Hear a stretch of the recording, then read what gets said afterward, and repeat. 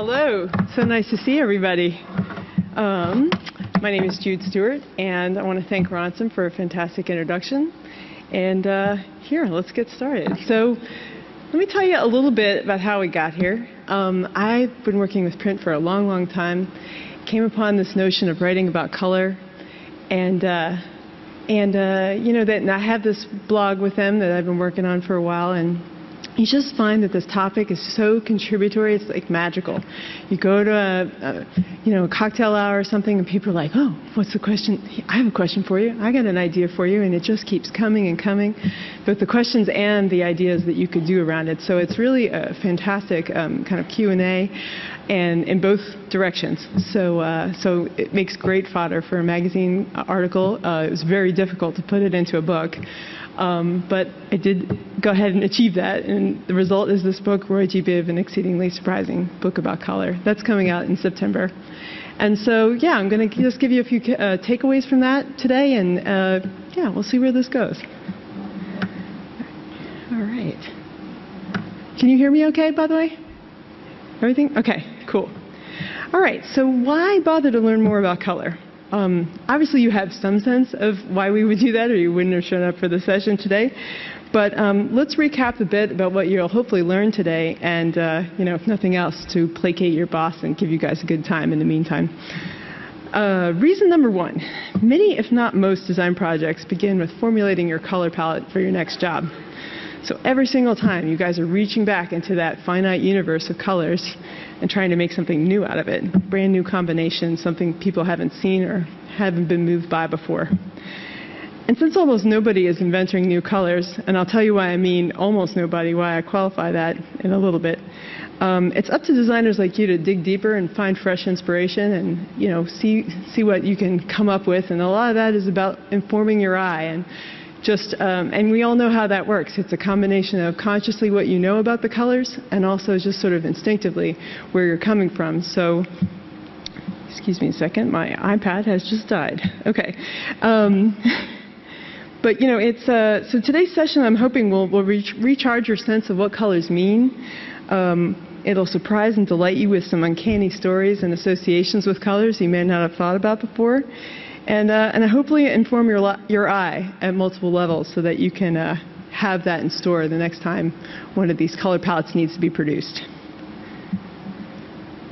All right. So reason number two, we are all here today. The meaning of colors is hardly universal across cultures, and I'm sure all of you know that. And at the same time, even though we know that this is true, smart designers are still making color mistakes on international color palettes all the time. And so today I don't intend to have a gossipy recital of those different mistakes. I mean, I think we all know that you shouldn't use white in Asia because it's the color of mourning, that is going to get you into trouble. And at the same time, we will be touching on some of these color associations in other cultures, because I think it's not just a source of mistakes. I think it can be something that is kind of positively used. I mean, again, we're talking about digging deeper, thinking differently, moving past kind of what you know about these colors and into a sort of different mind space. And I found that really an exciting way to approach the book, to think about, well, what do I think is so inherent about this color red that another culture is going to just bring a different sensibility to? And there are some commonalities that reveals, but at the same time, there are some just very different kind of cultural contexts, and I just find that makes the whole experience richer, and thinking and relating to color richer. So, all right, I should explain what I am showing you here, actually. So this is, maybe you guys are familiar with this color infographic. It's by Always with Honor. It's a couple years old. It appeared in this book from 2009 called Information is Beautiful. And it's a kind of a pretty rigorous explication of the idea of color across cultures. So I'm not sure, these are monster screens. You may not be able to see this. But there's an A, B, C, D, E that is kind of a horizontal line in the middle of the circle. And that is representing different geographic regions. And then the numbers that go around in the circle are different feelings and emotions. So what you can do is you just go through and say, okay, I want to see in the Middle East, what this color represents in terms of different colors. So you can, or in terms of different emotions. So you might say, okay, green. I'm going to go to the Middle East letter, look for the green, see all the different feelings it evokes. So it's really a very rich thing. You can get this as a beautiful high-res poster too. So I haven't done that, but that would be a good idea. Whoops. Ooh, how do I go back?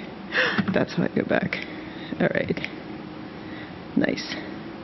All right, so reason number 3 that we're all here together is not exactly the boss placator, but it is something that we can be free about amongst ourselves. You guys are here at HAL to be inspired, to recharge and get exhilarated by this job that we tackle every day. So what I want to do here is to accomplish that, I think we need to willfully estrange ourselves a little bit from something that's very known and familiar, something we use all the time. And I have I've gathered quite a few quotes about color that kind of give me that feeling and get me that fresh relationship going again. And I really like this one in particular from Stephen Drucker, who is the editor-in-chief of House Beautiful. And this layout, by the way, is from the book, and it's just gorgeously illustrated by Oliver Munday. I really loved his work. But let me just read this to you. Color is like sex. It's mysterious. It's unknowable. It never looks the same twice. No two people see the same thing. No two people feel the same thing. I once went to China on a cruise ship. 800 of us got off the ship wearing white because it feels festive and shippy and says, I'm on a cruise. In China, white is the color of mourning. We looked insane. So, that's just that example that people bring up over and over, but this idea of, the estrangement that you may not be expecting and the estrangement that sometimes you're looking for that can be that creative jolt into a new headspace. So let's think today about, what we're doing is reawakening our eyes to color.